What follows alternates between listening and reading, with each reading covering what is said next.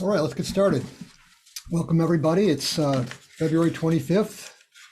This is the Rush University Medical Center Division of Nephrology Renal Biopsy Conference. Today's CME activity code is 481510.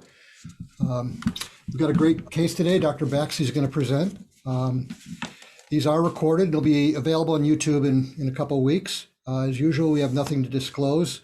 The faculty are unmuted. We suggest everyone else to put their comments in the chat board, and we'll try to get to as many as we can, either by chatting or discussing them later. We have a couple celebrities in the house today. We've got Dr. Glassick, Dr. Chang, and Dr. Rubin. So that's always fun. I see some new names, and that's great. So welcome to the new people. And of course, we thank everybody that's come back. And please subscribe to our YouTube channel. And with that, Pravir, you want to tell us about the case?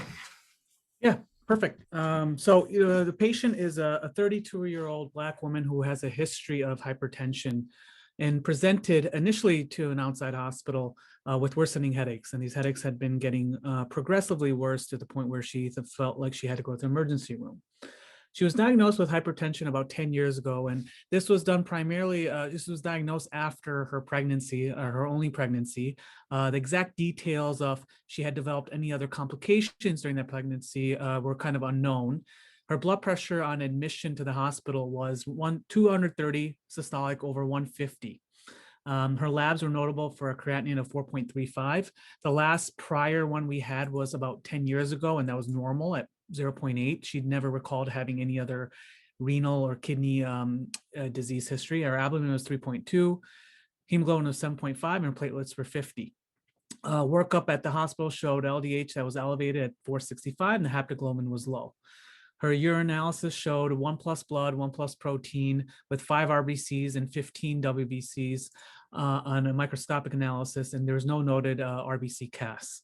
Her urine spot urine albumin to creatinine ratio was 0.16 with a corresponding spot urine protein to creatinine ratio of 0.5. Her serological workup was collected and it was notable primarily for anti-Smith antibody that was elevated at 4.0, anti-RNP antibody that was 3.5, ANA of 1 to 40, anti-double-stranded DNA complements SSA, SSB, rheumatoid factor, along with ANCA titers were all negative.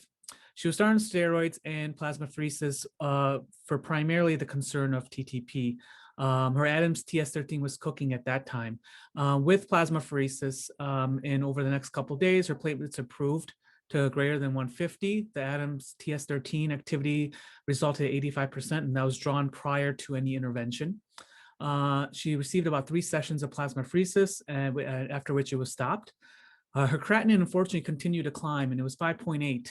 And so at that point, a kidney biopsy was recommended and performed, and then eventually she was transferred over to Rush, primarily due to proximity closer to her home.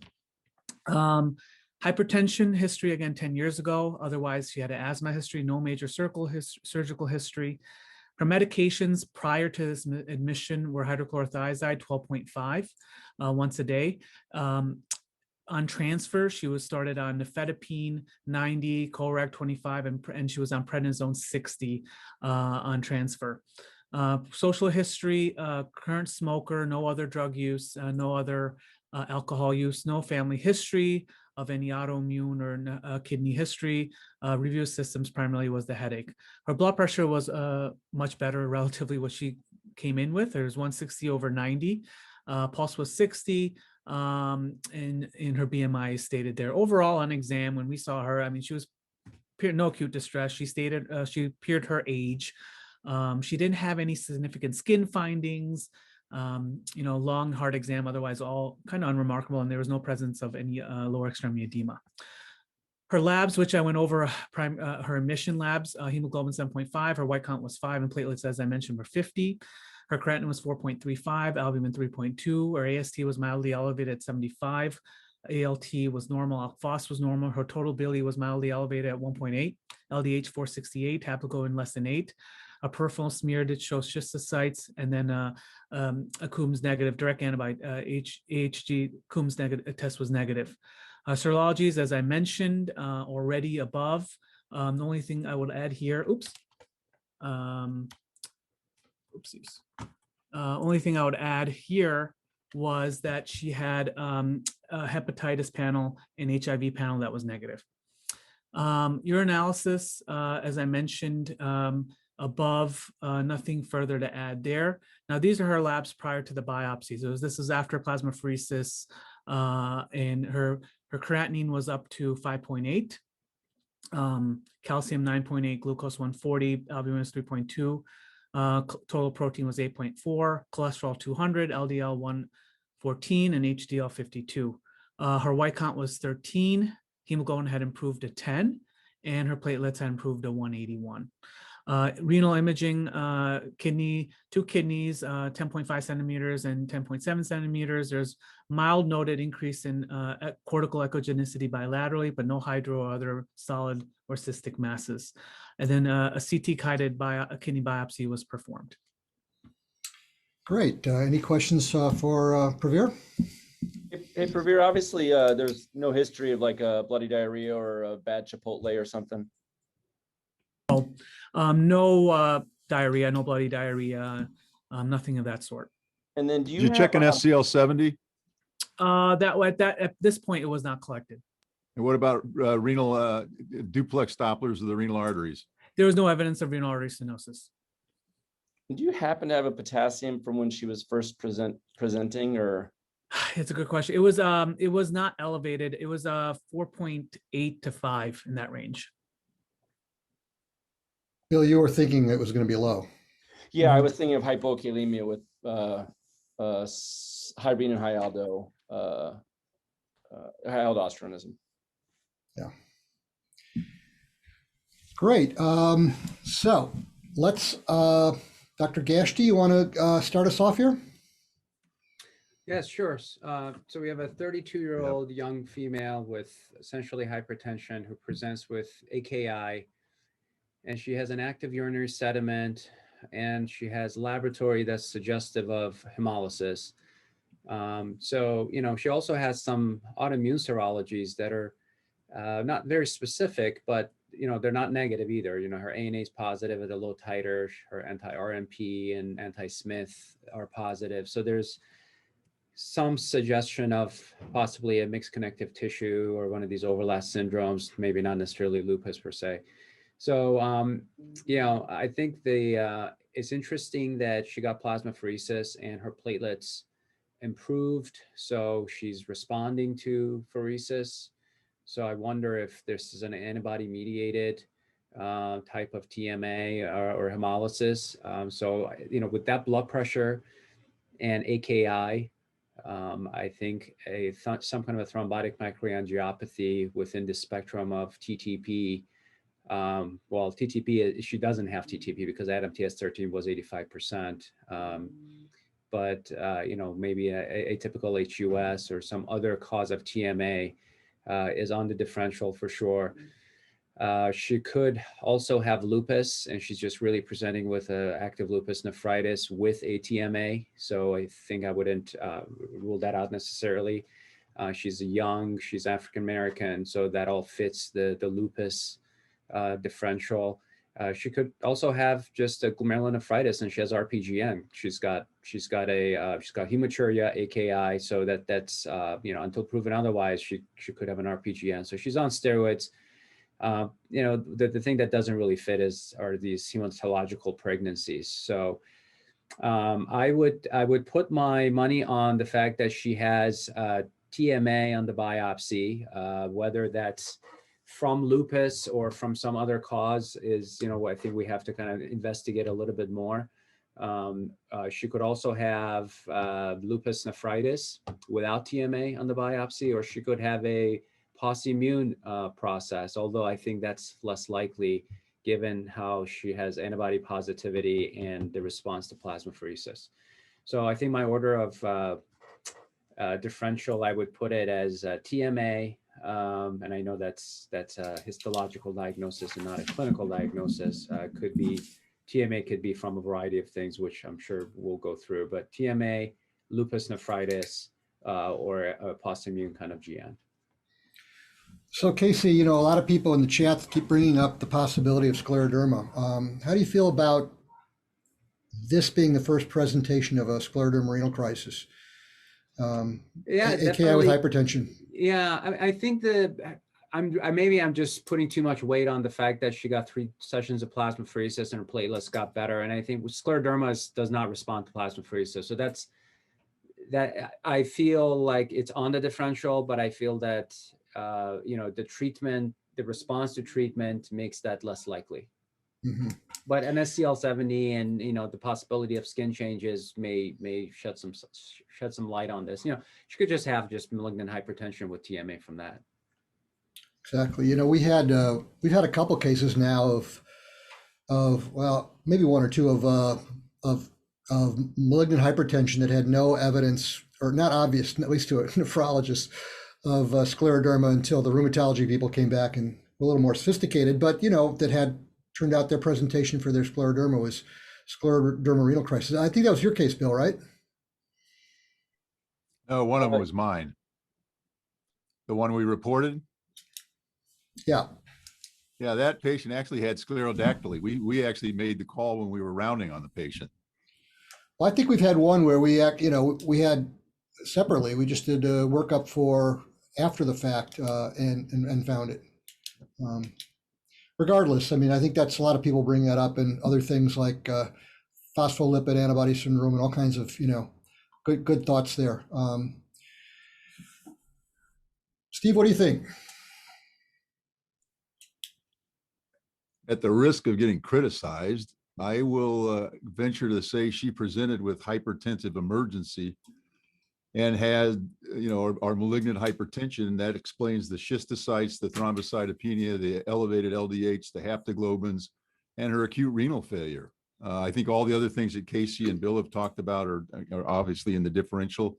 And the question is this just someone who happens to have severe hypertension that developed malignant hypertension, or does she have something underlying? And I had asked about the SCL70 earlier on because I think scleroderma is, you know, has got to be high up there, especially since that titer seems to be, or that antibody result seems to be missing. The issue of lupus and these other things that have been discussed, you know, atypical HUS, Pauci-immune GN, I mean, those are all reasonable thoughts, but at the end of the day, a lot of these cases, I think, will come back to be basically hypertensive emergency. And as her hypertension is better controlled, things improve. The issue of antiphospholipid antibody has been brought up as well. I get the impression that there was never any history of thrombotic events or miscarriage.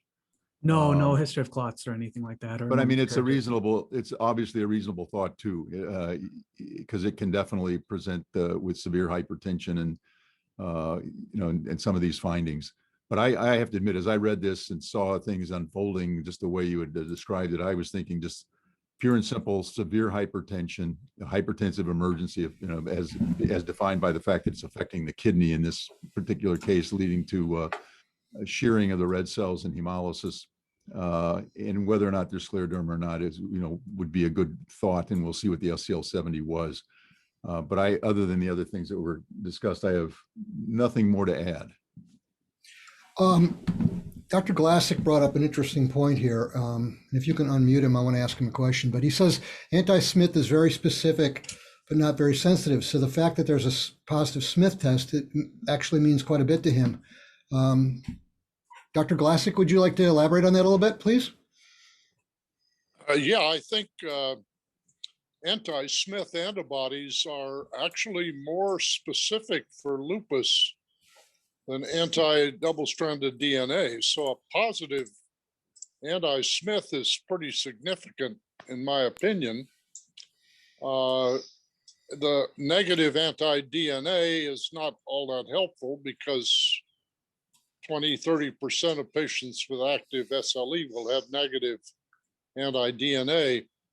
But considering the C3 level and the undetectable anti-double-stranded DNA, I'm not very confident that this is class 4 lupus nephritis. I would tend to agree with, you know, the likelihood of malignant hypertension, as Steve Corbett has mentioned. Bill, you had some points you wanted to make.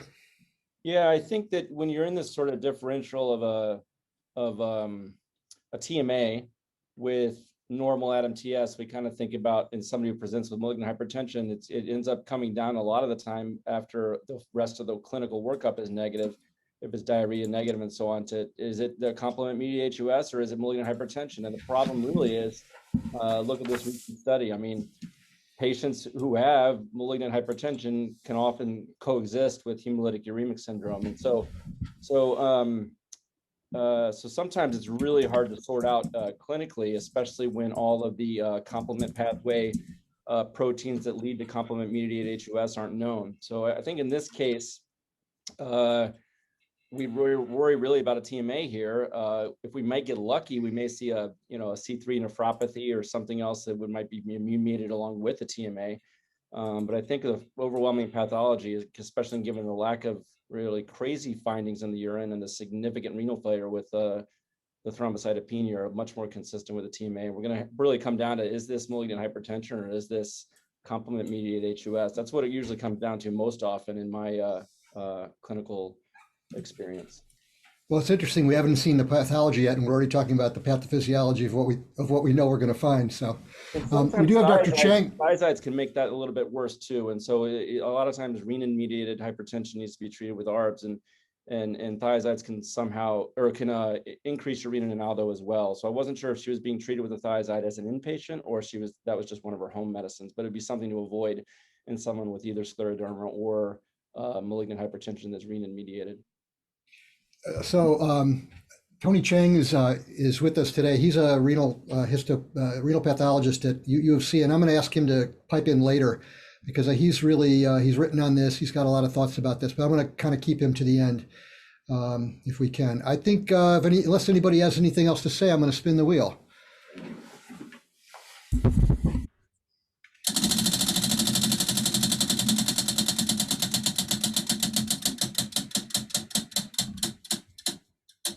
Oh, wild card.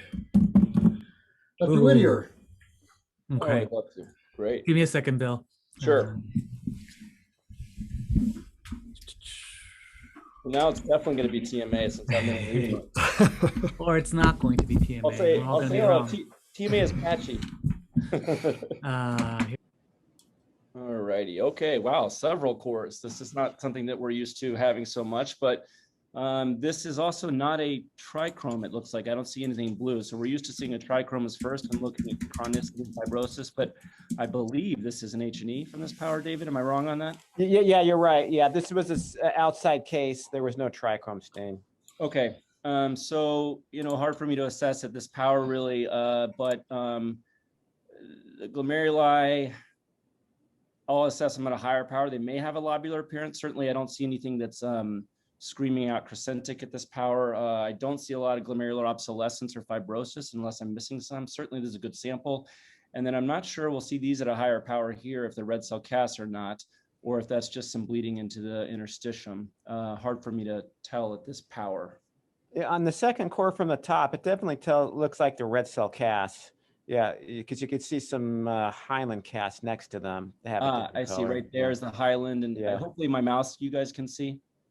And then here are the red cell casts. So that's interesting because I don't, it brings the lupus nephritis kind of back into it a little bit more as far as a glomerular nephritis. I guess red cell casts could be seen in malignant hypertension. And I think about something where between 70% of patients will have hematuria, but I wasn't really quite sure if it was red cell casts or not. So that's an interesting finding. Yeah. How about the fibrosis though, Bill? Can you make out some areas of cortical scarring?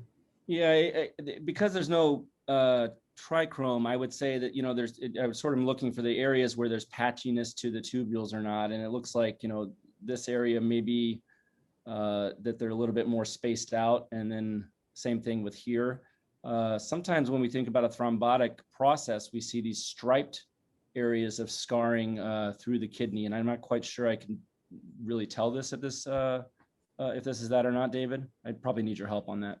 Yeah, I mean, the two areas you pointed out are kind of healthy cortex because you can see patent tubule. Yeah, there. But then like the area above it, there's pretty extensive scarring. Yeah. Okay. So maybe 70% scarring. Yeah, it was like 50%. Yeah. Okay. Good. Okay, so here's a higher power H&E, and immediately, even though PAS will show this better, I'm already seeing some periglomerular fibrosis, and it seems to me relative ischemia with a bigger Bowman space compared to the contracted glomerular tuft. There may be a little bit of lobularity to that, but I might just be overreading it. And I think on a contracted ischemic glomerulus, it may be too much of an overcall. This is a Highland cast, not a red blood cell cast, at least at this Well, power. you can make out some red cells there. Oh, sure. Cast. Yeah. Okay, so a Yeah. little bit of mixed Yeah. cast Yeah. there. Yeah. And also it seems like, I don't know if that's just an area of scarred and the neutrophil or the lymphocytes are coming here because of the scar, or if it would be an area of primary interstitial nephritis, because it does look like there's too many nuclei to my eye in the interstitial area. Is that an overread, David? Well, this area, yeah. So the glomeruli I describe as ischemic, even bloodless in appearance. You know, they're not perfused. And then the interstitium, yeah, these tubules are all atrophic, and there's interstitial fibrosis surrounding them. So I think these lymphocytes are attracted to this areas of scarring. Okay, yeah. So really not a primary interstitial nephritis, but more of a secondary one from the dead areas. Okay, and so here's again a little bit more of a lobular appearance to this glomerulus. I'm not used to seeing red cells in the capillaries like this, so this might be a different fixative than that they use at the outside hospital than we do. Here's some.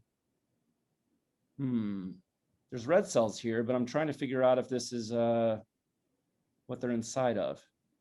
And I think know. these are all tubules still. Okay, so just more red cells in the tubules. Yeah. I don't see any crescents. Here's another ischemic looking one with a contracted tuft, really all pointing towards a lot of ischemia. And then this MPGN pattern, or I shouldn't say MPGN pattern, I only have an H&E here, but this lobular pattern sort of points me towards possibly more of a chronic TMA type process with chronic endothelial cell injury over time. Yeah, the glomeruli don't really look proliferative, even though they do have kind of a lobular appearance. Good. Oh, well, here's what we've been waiting for. Here's an arteriole or maybe an artery. What's the size of it here? But there looks to be like a thrombus formation and not much of an open lumen. Yeah. So you have a pinpoint lumen, as you pointed to, and then the wall severely thickened by this kind of myxoid intimal thickening and swelling, a feature of acute TMA. And then over time, eventually, if this became chronic, we might see some onion skinning. This glomerulus, again, on the corner here, again, looks a little shrunken, similar to what we've already been seeing. Yeah. And here is another, maybe just kind of the through Antarctica of a glomerulus, and we're seeing just, again, more shrunken and lobulated appearance. And then here is the thanks for putting it in the center for me, David. You must have known I was going to be reading and that I would need a center focus. But here's another thrombus here with, with, like you said, pinpoint lumen, thrombus formation, and really, you can imagine that no blood is getting to any of the glomeruli that are around this. Yeah, there's actually 3 small vessels kind of next to each other. Yeah, if you go on a diagonal. Yeah. There's a lumen occluded, and there's another one. Yeah. Maybe this one here. Yeah. Okay. Good. Hey, David, can you ever actually see schistocytes inside some of these vessels, or is that only going to be in the glomeruli? Yeah, we do see in the glomeruli, we see fragments of red cells. I've seen that before. Oh, and here's a sort of the classic one I would imagine that you would see on your boards of just no lumen.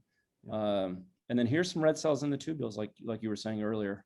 Those look like little peritubular capillaries there. But I think you have some schistocytes there, Roger, in the lumen there where the thrombus is. No. Oh, in here? Yeah, those little red cell fragments. Yeah. I'm a good straight man. Yeah, nice. Next time you're going to read. Finally, well, again, there's a little bit too much of Bowman space here, which means that this is probably ischemic, but this looks probably like the best preserved glomerulus that we've seen thus far. We've got some open capillary loops. This one does not have a lobulated appearance. Again, it's an H&E, so I shouldn't really comment on the capillary lumens as far as their thickness, but this one looks like the most preserved that we've seen so far. And then I'll see if I can see any thrombi out here. I don't see them really on this power at least. And then again, here's some more casts. Yeah. Yeah. So what do you think about how it's lupus nephritis looking now? Oh yeah, I'm sorry. Thanks for bringing me back to reality. Yeah, and the differential, maybe there's some mesangial hypercellularity here, but that might be a little too mild for me to call that. But certainly this is not a proliferative lupus. We don't see any segmental necrotizing lesions, any crescents, any wire loops, anything that would scream out to me that this is lupus. And even these capillary walls look pretty not thick enough to be membranous. But again, obviously the immunofluorescence is really going to give us that answer. Yeah. Same glomerulus on a higher power. I guess we could see it in Jones later on, but these capillary walls look thin and delicate. We see the red cells that we saw that's in the lumens. This is just some mild mesangial hypercellularity, and I would it's so segmental, I hesitate to even call it that. So I would say pretty normal. Mm-hmm. David, Dr. Glassick is asking about the endothelial cells. Do you think there's any endotheliosis? No, I mean, the lumens all look open here.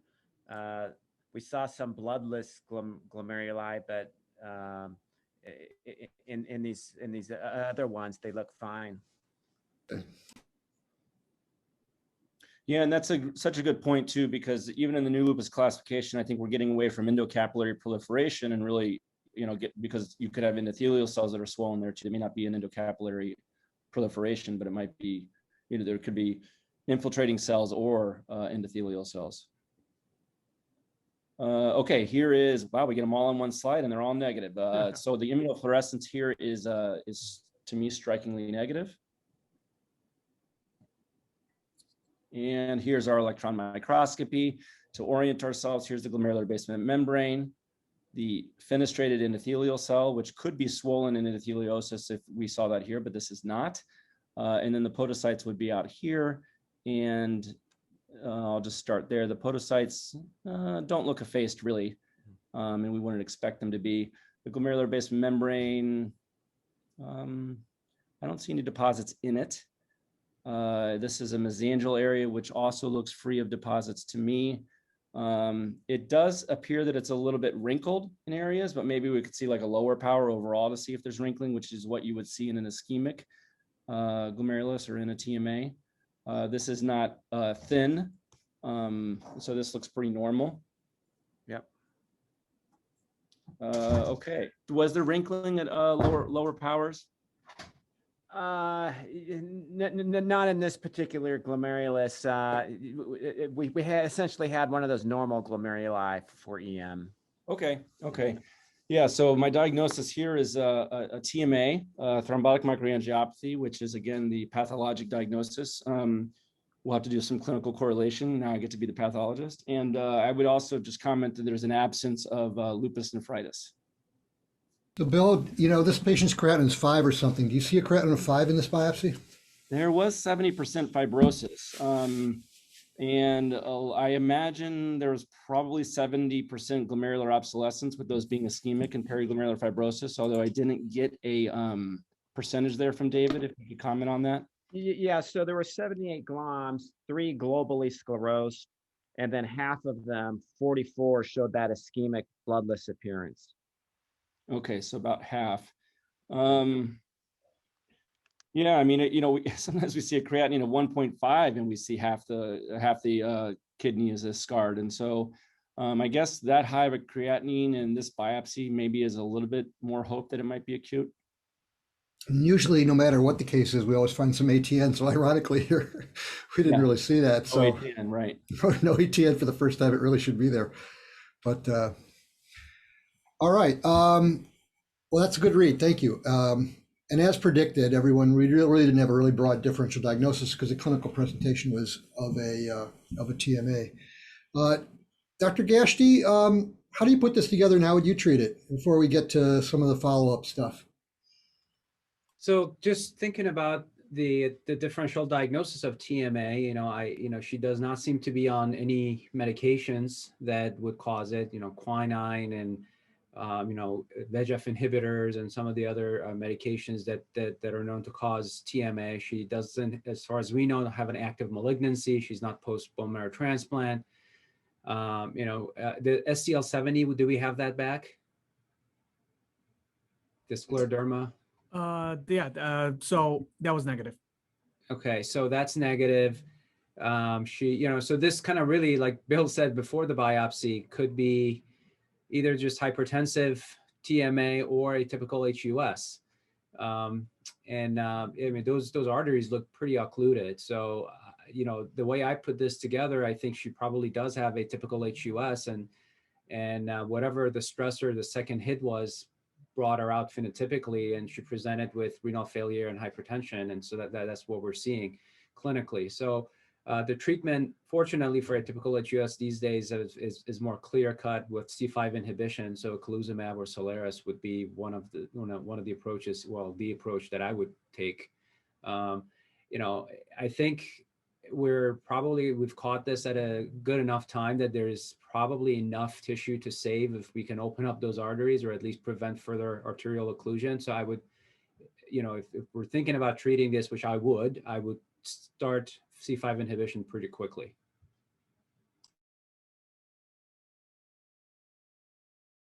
Sounds good. Anybody else have any thoughts about treatment?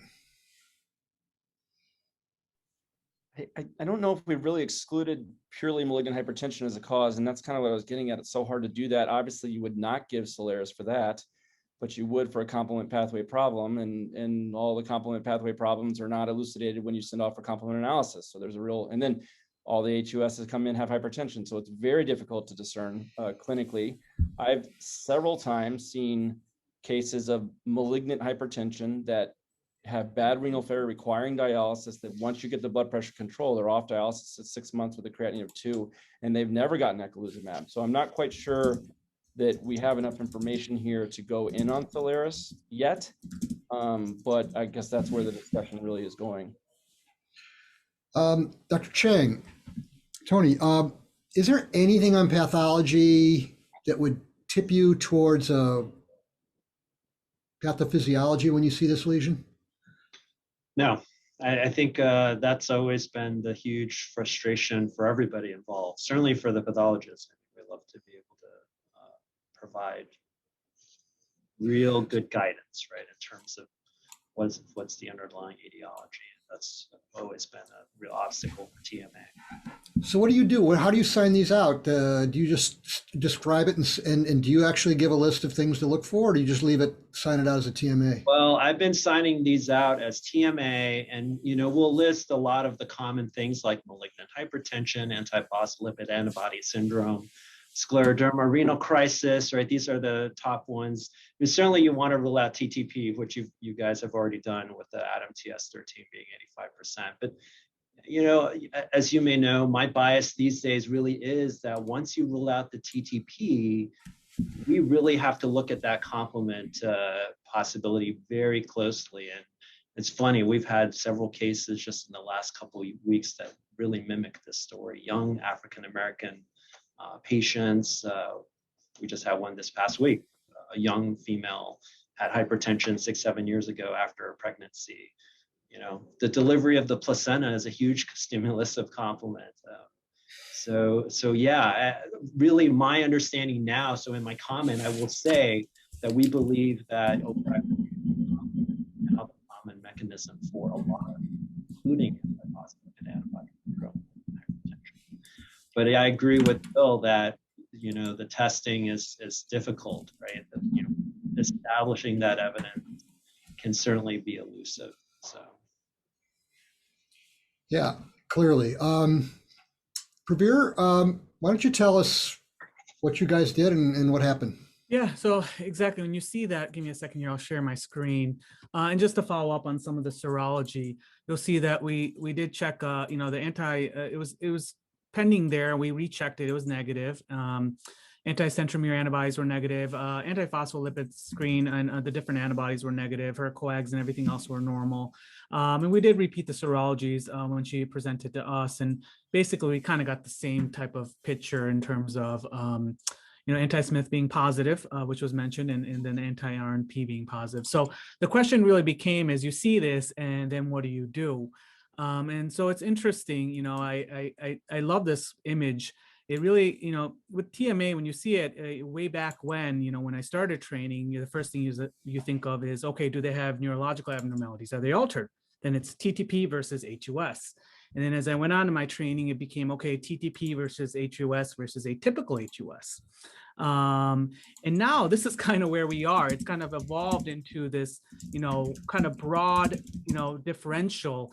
But kind of how do you approach it? Well, the first way to really approach it here is, the classification is looking at it as primary TMA, and then there's secondary forms. The primary TMA is grouped into hereditary or genetic, and that's where our atypical HUS with the complement dysregulation comes into play.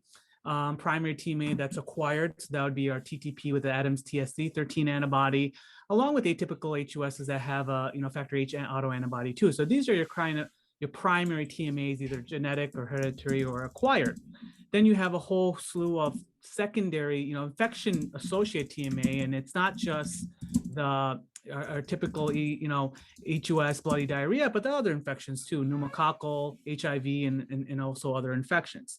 And then finally, you have this group of secondary TMAs, and this is where it gets fun and interesting. And this is where the debate, as we've already kind of started, becomes is, these patients, we know TMA can be associated with many different causes. And if you kind of look at just our patient, particularly the things that we've been concerned about is autoimmune conditions and then malignant hypertension, severe hypertension. And so these are the things you exclude. But as we've kind of talked about, really what the underlying thing is do these patients have already some type of genetic predisposition? They have some underlying complement dysregulation, and the autoimmune hypertension are just kind of the second hits. And that's really where I think most of the focus has been. And I definitely have become on that kind of path as well, that, these patients who have other causes secondary TMA, not all of them get it, and there must be something underlying it. And so really within this category is, do they have some type of gene mutation still?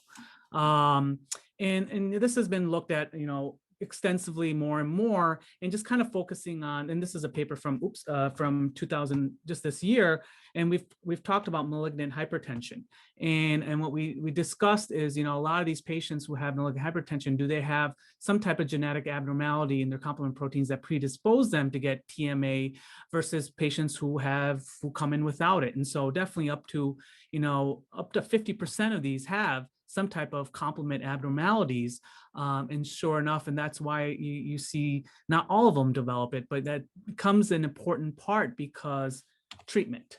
So the next slide is kind of everyone's favorite pathway, right? We always have to go through these, and I'm not going to go through all the steps, but it's important to remember just that, the complement is activated by these three general pathways, and the ultimate pathway of complement is there's a positive amplification loop. So when this is unchecked, this can lead to, of course, development of, terminal complement pathway regulators such as, anaphylactoxins, C3A, C5A, along with the formation of the membrane attack complex. So ultimately, if this is unchecked, you're going to get development of endothelial cell damage, swelling, and in the clinical or the laboratory findings of, thrombocytopenia and hemolytic anemia. And so what regulates this amplification loop is, of course, our factors, factor H, factor I, and then the CD46. And so you can see that the patients who may have, for example, our patient who has hypertension or maybe possibly autoimmune, do they have some other genetic abnormality either in the complements or one of the regulatory pathways that predisposes them? And then there's the whole second hit kind of theory. And so, that's really the question here. And why is this important? Well, if we know these patients have some type of underlying complement dysregulation, then we can target that.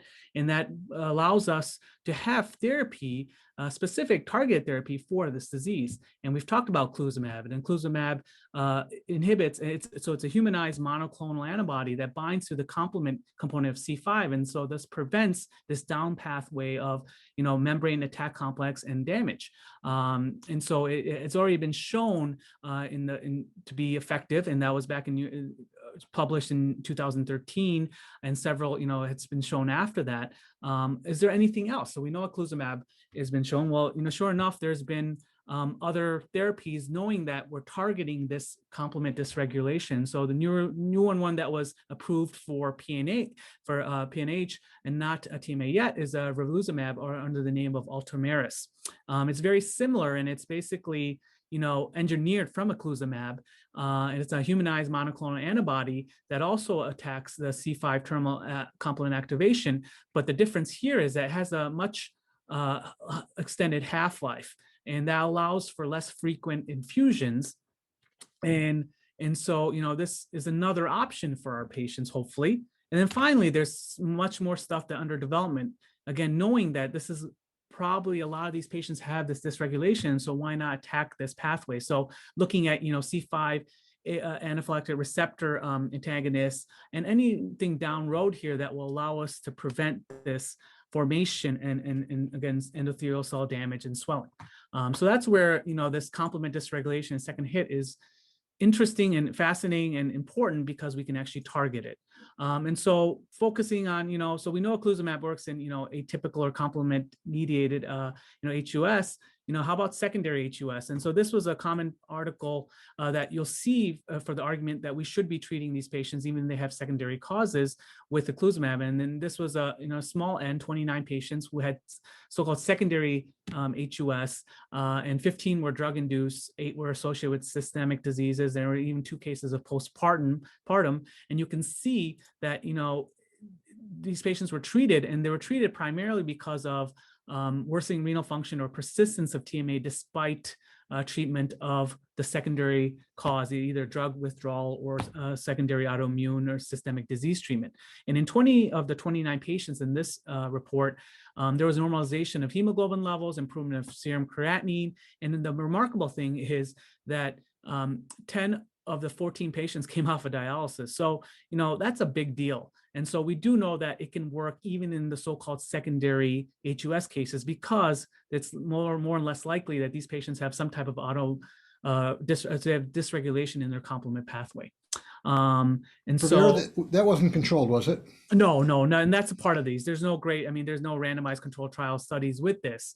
And so for every, proponent that we should say use this, there's definitely a counter argument that it shouldn't be used, and and that comes into the maybe future classification, which would be more of the clinical classification of TMA, with as eculizumab responsive or eculizumab non-responsive, really, and that may be the next subclassification of these TMAs, because again, I do think that a lot of these have some underlying genetic or complement dysregulation, and explains why not all patients develop such bad TMA.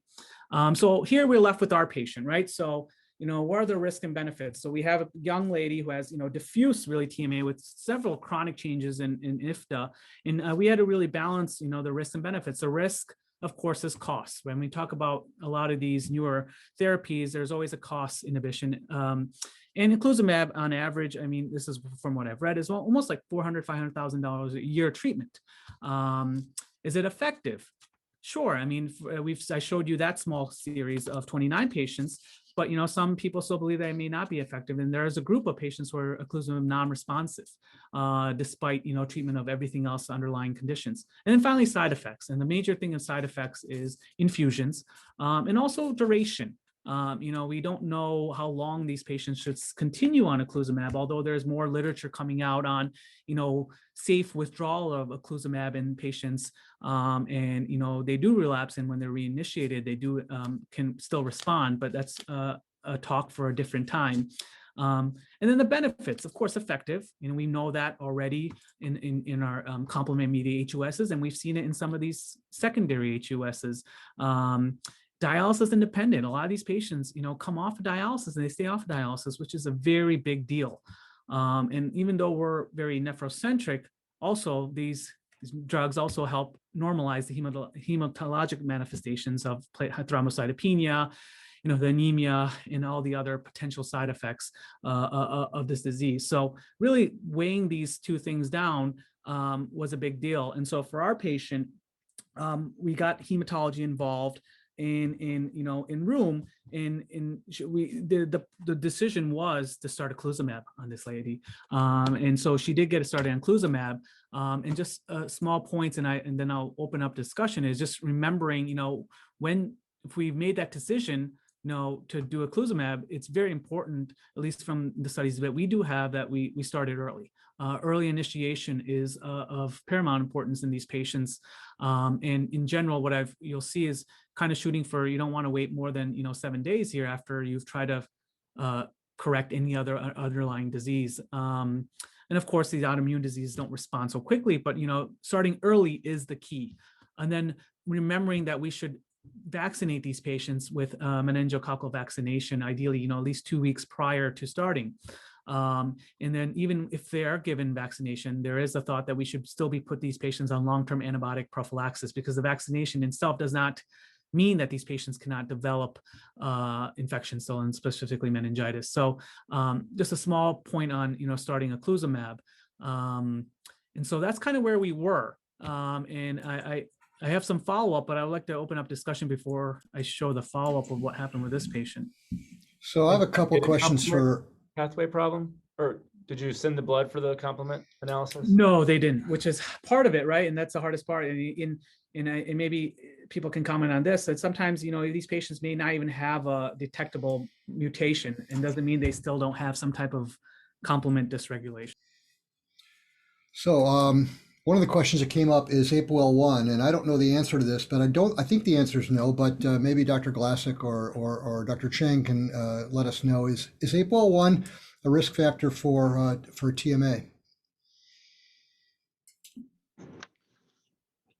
I'm not aware of that association, but I was looking at, when you look at that biopsy, there's like some very subtle tubulocystic change that made me wonder about it. And 12 to 14% of Black patients have 2 risk alleles, so she has a 1 in 8 chance of having 2 risk alleles for APOL1. I wouldn't be shocked if she had at least 1 risk allele. So, But we don't know.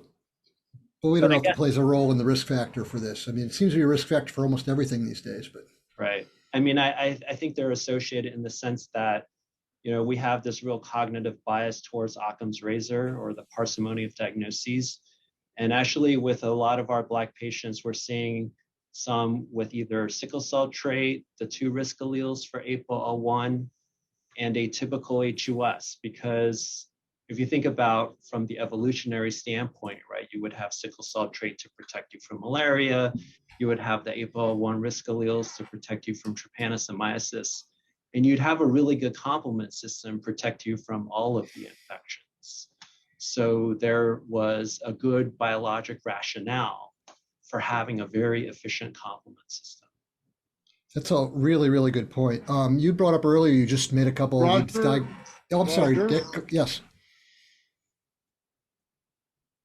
Yeah, in answer to your question, I don't believe there's any evidence linking APOL1 risk alleles to hypertensive associated TMA. However, collapsing FSGS is often associated with a TMA independent of malignant hypertension. So there is some linkage, but it's via collapsing apathy. This patient obviously does not have that.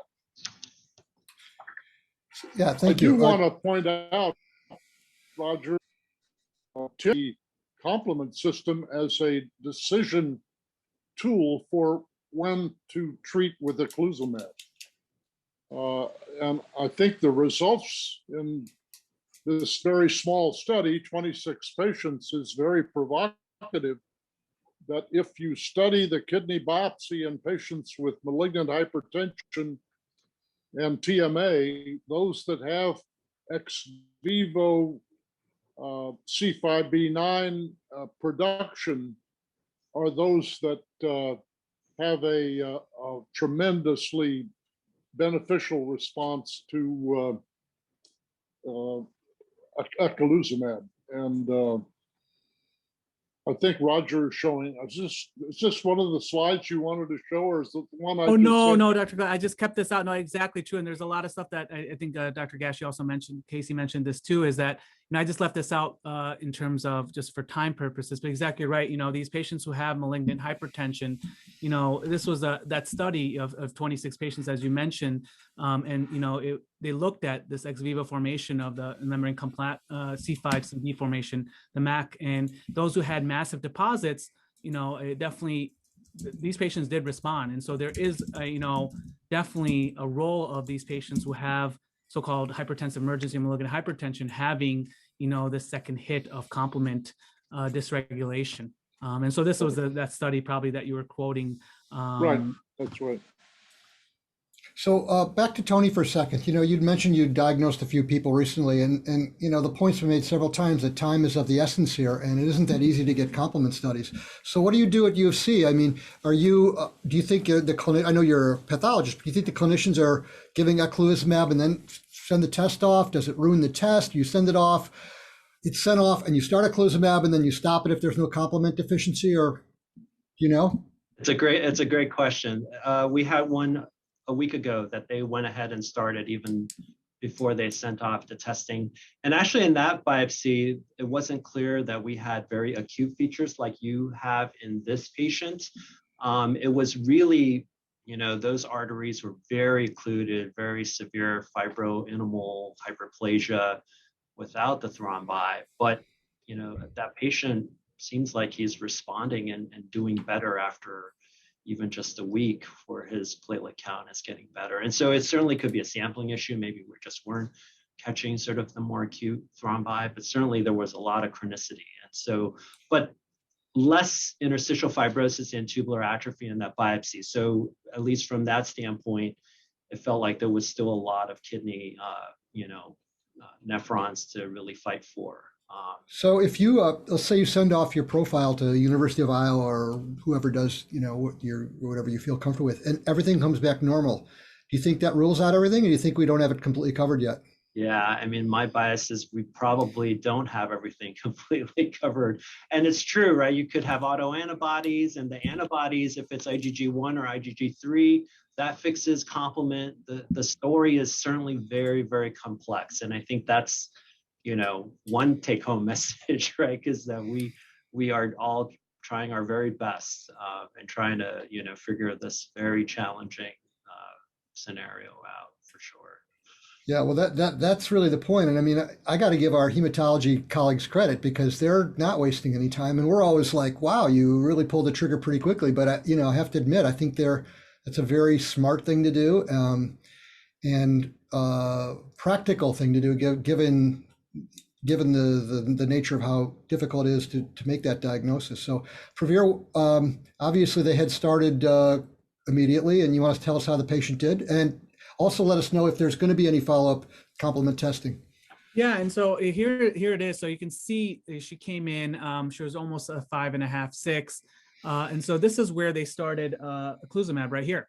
So it was coming down before, but they started it here, and then these subsequent blue stars are the infusions, and you can see she has come down all the way from 5.5, and she's remaining. This is over a course of almost 3-4 months now, where she stayed at 2, and actually the most recent one, even past this mark, is down to a 1.9.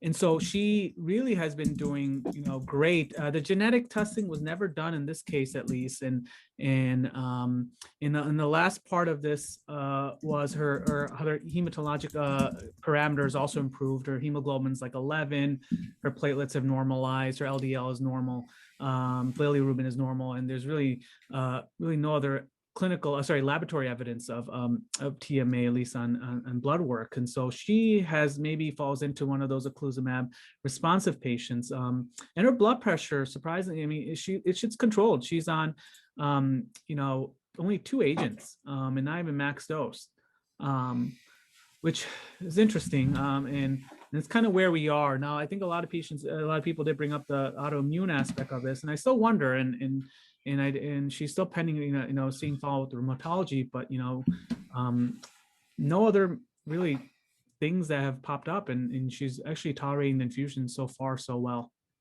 And the problem is that, you know, before we had eculizumab, we had a number of patients that developed AKI with malignant hypertension, and they could get better. People have come off dialysis. So it's very hard to say, you know, exactly what's going on, but we need to get better at this. And, you know, what we need to have is, just like we order what used to be called an autoimmune panel at Rush, and it had ANA complements, et cetera. We need a complement panel. It needs to be readily available and readily available in a few days or a week. And so we can actually get our answer and not struggle on how do you send it, how does it get reimbursed, and hope it comes back from, you know, the 2 or 3 places in the country that do it. So I think we will get there. We keep talking about all these things in the future, but I think we will get there. And I think this is a mandate because we need to be more sophisticated about how we handle this. Any other final thoughts, Dr. Glassick? Roger? Or yes, Roger, I Yes. think the attractiveness of the Timmerman protocol is that the results are immediately available. The test is done on the biopsy, which is available in a frozen section, and the biopsy is treated in such a fashion as to see whether endothelial cells activate complement. So you can get an answer within hours, and you don't have to send the laboratory test away to some other remote place. That's the beauty of the Timmerman's protocol. I was totally unaware of that. Tony, do you know any more about that? Is that something that's possible, likely? No, or you can stain the tissues. The stains are the antibodies are difficult and potentially finicky. And if it's negative, it could be a technical issue that gives you a false negative. You know, a lot of that staining is done in like 1 or 2 labs. And I think even those folks will admit to the technical difficulties. So I would love to have an objective test like that we can always rely on. But right now, it's still a bit of a challenge to find one that is easy to do, that's, you know, very reliable and sensitive. But that's a great point. I mean, it could be the future, and Right. you know, we're getting samples of soil from Mars. I think we can probably figure this one out, right? Any I mean, thought about Avacopan? I mean, is that sort of further downstream that, you know, will that even have any impact on this or drive prices down, or I don't know, you know, like. That'd be great because it's oral too, right? No IV. Yeah. And so, Yeah. I Well, mean, that's great. Is that going to be effective in this? I mean, you're talking about the drug that was just in the New England Journal of Medicine. Right. It's against C5a. So that's, you know, that's the chemotactic anaphylactic, you know, particle of C5. It's C5b, right? That activates the membrane attack complex. So will blocking C5a actually have a Right. benefit? Yeah, that's what I'm asking. I'm not sure. Yeah. I mean, there's plenty of those C5 and C5 receptor agents that are in like phase 2, phase 1, or in kind of thinking about these trials. And so hopefully, you know, we'll have more of those come out. Well, I think you don't have to commit her for life right now, and I think you could probably get some idea over time. But, you know, hopefully some of these other agents will become available, and they won't cost $400,000 a year. They'll cost $200,000 a year, and then maybe $100,000 a year. But dialysis is expensive, so, you know, that's always the argument. Well, thank you, everybody. This was really, really great discussion. Thank you, Dr. Glassick, and thanks, Tony, for coming in. You really helped. I know this is a passionate topic of yours, and I've seen you lecture, and you give a great lecture. And, you know, I'm all in on this this process. So remember the activity code, CME activity code 481510. Everybody, thanks again. It was a great case. We'll see you hopefully next week, and stay safe and get vaccinated.